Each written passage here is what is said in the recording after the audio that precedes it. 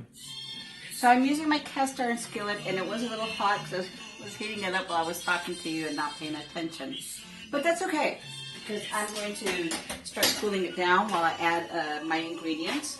So I'm going to start off by just throwing some onion in there real quick. I love that sound. I love my pan to be hot. So I'm just going to break this up a little bit.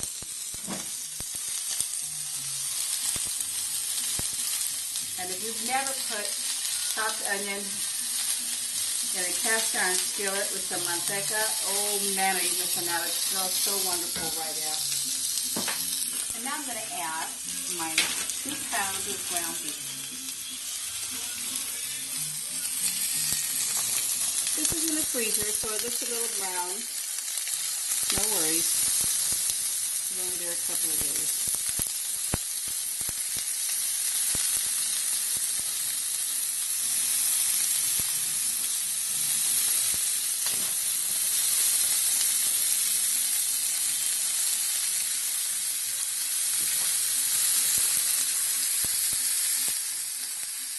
Okay. This is again about 2 pounds of ground beef. Let's start mixing that up.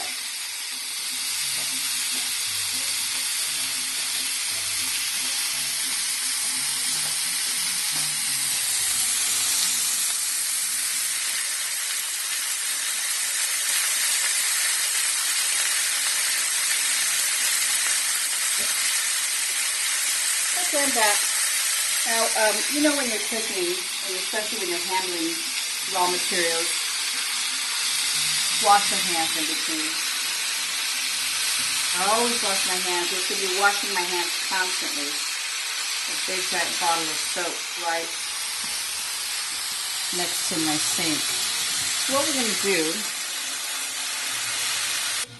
Okay, so anyway, what I'm going to do right now is just add a little bit of salt to this, and I just to help bring the flavors out, because I've got salt I'm going to add already, but I just kind of do this a little sprinkle on top just to help give it some flavor. And I'm also going to add some black pepper. And again, this is just while the meat is browning, and just to add that little extra flavor. And that's all I'm going to do right now. I'm going to let it continue cook. I'm going to turn up my heat a little bit. Now, I don't have this tool yet, but there is this tool you can get to help kind of break up your ground beef. I saw it on a cooking show one day by a cook that I'm not really crazy about, so I'm not going to say anybody's name. But anyway, it's a really nifty tool, and I meant to buy it today because I wanted to show it to you, and I forgot because I forget everything nowadays. But that's okay. I remember when I first started making my videos for Mariposa, I didn't wear glasses, and now I can't cook without them. Can't see. Years are catching up to me, but that's okay. Now what you want to do here is, what we're doing is we're just browning the meat because it's going to continue to cook a little bit more. Remember, this is picadillo con papas, that's what it's called, and that's just kind of ground beef and potatoes. As you can see, the meat is getting nice and brown, nicely broken up as well. So I'm just going to let it sit here for a second because I've got things I'm going to be doing while this is cooking, because you absolutely can't have picadillo con papas without a fresh batch of flour tortillas, and I'm going to make that too. I already have a video about flour tortillas, how to make them. I'm making a half a batch right now. If you've seen my video before, it's 6 cups. I'm just making a small 3 cups tonight, and I'll be working on that in between here as this thing is warming up and heating up and getting all nice and pretty. So I'll be right back. Okay, so my ground beef looks really nice. It's just browned. That's all I want right now. So what I'm going to do is remove all this excess water, juice, flavor, whatever you want to call it. I don't need it. It's fat, and I don't need it, so you're going to see me remove that right now, or know that I'm removing it. I'll show you here in just another second.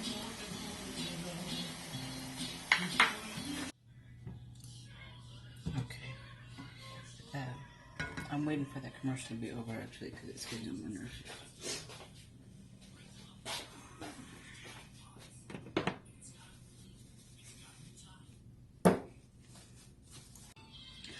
Okay, so what I've done is I've removed most of the juice, but I left a little bit in there because we're going to need that right now. So it's about a tablespoon's worth, as you can see. If I continue to do that, it'll continue to drain a little bit more. One thing I recommend you having, in case you don't have one, is like use an old pickle jar or something to throw away your old grease in, that which you don't use anymore, you don't need. When you're cooking something like this, it makes it so easy to dispose of, and you don't clog your sink. I know some folks throw it down their sink, don't do that. Anyway, I'm going to put this back on the heat, and I'm going to let this just kind of get heated up again. And this is where it gets really easy, really fast. So we've got the heat coming back up. What I'm going to do right now is I'm going to add my flour. It's about 2 tablespoons of flour. And I'm just going to kind of toss it in there over the meat. If you like it really gravy, really, really gravy, because kind of. If you want your picadillo to be really creamy, you can add a little bit extra flour, and sometimes I do that in the end. When it's cooking, I'll kind of go, I want it a little thicker, so I'll put a little bit more flour. But for right now, let's do 2 tablespoons, and let's let it cook through. We don't want to taste flour while we're eating. Okay, so now that we've got all of that cooked through, and it just takes about a minute or so for that to happen. Then we're going to add the rest of the ingredients here really quick. So what I do is I'll start off by adding my potatoes next.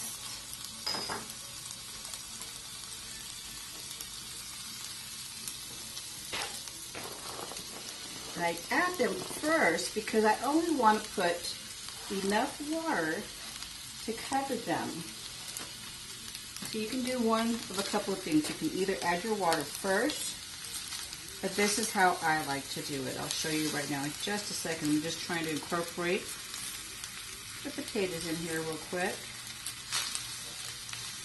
I know it's nowhere near being ready, but oh my gosh, this looks so good. Because I know it's coming out. Then I'm going to go ahead and add my garlic powder, the salt, my comino, and the tomato sauce. And I'm going to go ahead and stir this all together real quick. And yes, while my pan is hot, I want you to hear this. That's really pretty. I love that. And I start off with 4 cups because my experience has been that it's usually about enough. And then I'll get just a little bit of water to get the rest of whatever this goodness is and kind of pour that in there. And no, it sounds way too easy. And this is a neat meal that you can make if you've had a busy day at work like I did. And then you just kind of come home, you can throw this together really quickly. And there's no preservatives. It's just fresh potatoes. You've got your ground beef. You have your fresh ingredients. And some of you might be saying, why aren't you using fresh garlic and fresh comino seeds or cumin? You know what? Because I've had a busy day. But one of these days I'll show you how much actual garlic cloves you can use, and we'll kind of grind them up in a molcajete, which is a big grinding stone that you can smash your spices in. And that's a whole different flavor, but it's very, very close along these lines right here. So what I'm going to do now is cook it till the potatoes are nice and soft. So we already know that takes about 10 minutes. That's why I'm saying this is such an easy, cool, quick, delicious meal. And I'm going to get ready to make my tortillas, but in the meantime, as you can see, that looks gorgeous. What I'm going to do is put a lid on it, and once it begins to simmer, I'll count down for 10 minutes.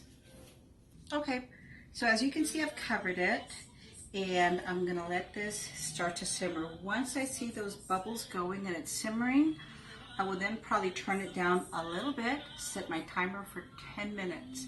You really don't want to overcook your potatoes or your meat. I'm serious, 10 minutes is all it takes, you know. Hamburger Helper's got nothing on Picadillo con papas. So it's almost ready. And what I'm going to do is just add a little bit extra flour because I do want it to be a little bit thicker. I just think it was a little bit more meat than I thought, so I'm adding that in. And I'm going to let it cook a little bit longer. And I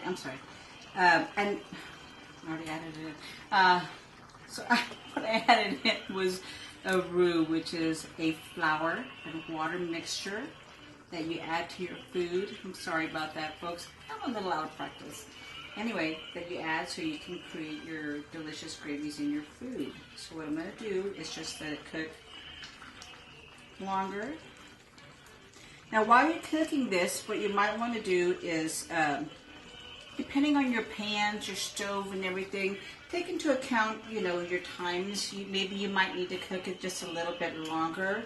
I had to take my lid off because I'm using my cast iron skillet, so I had to add a little bit more time. With my lid on, my potatoes would have cooked a lot quicker. While you weren't watching, I had a little bit of a spillover. But that happens when you're cooking, right? Those kinds of things happen. But I want you to come and take a look at this here real quick. See how it's nice and thick now? That's what I want. So I'm going to let this cook down just a little bit more. So you put in a roux. What is, how much of what did you put in there? Okay. So while this is cooking, we talked to you a little bit about the roux. I know some of you might say, well, what did you do? What did you put? And like I said, I apologize for that. I'm kind of coming back into things. But I put 2 more tablespoons into about 2 tablespoons of water, you know. And I kind of made sure that mixture was nicely mixed with my fork. And then I poured that in. So what I'm going to do now is just let it cook for a little bit longer. And when you see my videos, please feel free to ask questions. You know, I'm here. I worked. It was a long day. A little bit of chemo brain, I think. But my food is coming right along. I can see my potatoes. Oh, they're starting to break up. That's a nice thing. So I'm going to give it about 5 more minutes of cooking.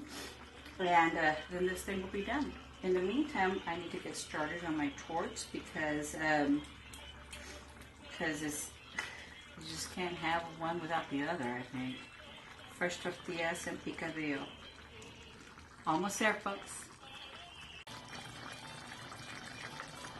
And this is ready. I took 5 minutes to Let me get this spoon so I can show you the taste.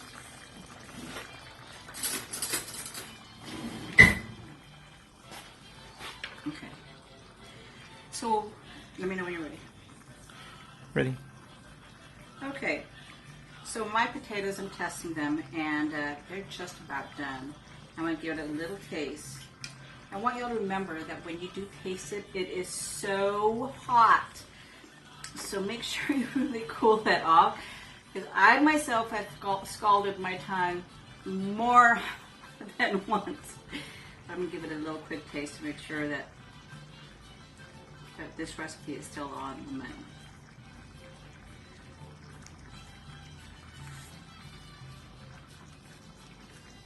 I'm going to take my glasses off because they're fogging up, but oh man, that's so good. That's so good. It just takes you home to your childhood. If you were Latino and you were growing up in your neighborhoods and you're playing outside and this is what mom or grandma had cooking. Oh man, this is some good stuff. Don't change that recipe. You know, a lot of folks, they add things. They'll maybe add some hot peppers like serrano or jalapeno. Do that if you want. I can't really eat too many spicy things. I just can't. Add cilantro if you want. Add another vegetable. Maybe some fresh tomato or carrots. Somebody mentioned carrots and picadillo the other day. It's not a really normal thing to do, but you can. Add corn in there and make it like a little goulash. But this is ready. Can you imagine this with a fresh tortilla? I'm going to make some tortillas here in a second. We're going to serve up a plate. But this is picadillo con papas. This is awesome. The recipe is on the money. Don't take away from those specs I gave you earlier, okay? Because they are just right on the money. And I'm going to let this sit here for a little bit. I'm going to turn it off, and I'm going to start my tortillas, and then we'll just give you a quick taste here in just a few seconds. Okay. Okay, so this is the final product right here. My husband served himself a plate already. Look at those delicious juices. The flavors are amazing. This is my homemade roasted hot sauce that's on there right now. I'll do that for you all this weekend so you can have that roasted hot sauce recipe. I'm sorry, I'm multitasking right now, making tortillas. I've got a fresh homemade tortilla right here. I've got them cooking on the side of my comal. My husband's ready to eat, you know, but I hope you guys get a chance to try this recipe. It's amazing. There's so many variations you can do to this. This guisado, which is that mixture of the tomato sauce and garlic and comino, you can use it on just about anything. If you're a vegetarian and you still want to do something like this, use zucchini and corn and different things like that, and make that same thing when throwing the potatoes in there, and the flavors will be just the same and they will be amazing. Give it a try. Cook with cooking oil, cook with coconut oil, whatever, you know, olive oil. Use that formula. It works. In case you're wondering or questioning the salt thing, it's a teaspoon per beef. This is something that I've kind of over the years have found that it works. I use 2 pounds of beef. I use 2 teaspoons of salt, and it's salted just right, even with the potatoes in there. Anyway, everyone, love to cook and cook with love. This is Mariposa, and as another little reminder, please get your mammograms. Get checked. Let's have breast cancer awareness, not just in October, all the time. I love you all. Thanks.